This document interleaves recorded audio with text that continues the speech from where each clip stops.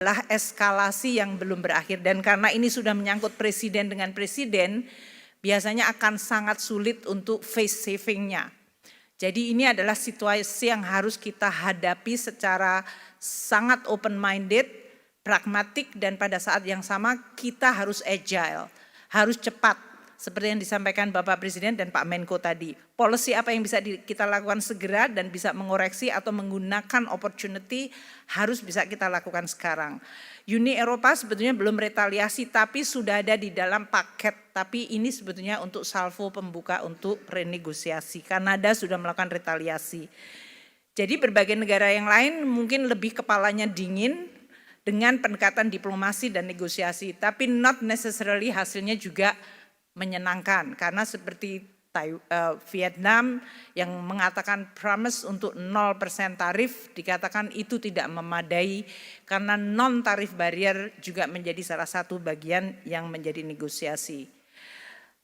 Dengan adanya kenaikan tarif di Amerika Serikat memunculkan sebuah pemikiran atau hal yang akan menjadi reaksinya, yaitu terjadinya diversion dari perdagangan. Trade diversion ini yang sekarang sedang dibahas di dunia. Negara mana yang bisa menjadi tujuan ekspor alternatif atau negara mana yang bisa menjadi tempat investasi alternatif untuk kemudian munculnya trade without Amerika atau Amerika menjadi dialienate dan kemudian muncul di antara sisa Amerikanya. Karena memang Amerika di dalam perdagangan dunia plus RRT itu hanya menjelaskan sekitar 25% dari global trade. Jadi 75% sebetulnya bisa berdagang di luar dua negara besar itu. Namun pengaruh dari spillover dua negara tidak bisa juga dianggap enteng. Peluang Indonesia untuk take over karena beberapa negara, Vietnam, Bangladesh, Thailand, China yang rate dari reciprocalnya dari Amerika itu lebih tinggi, yaitu 34, 36, 37 bahkan 46.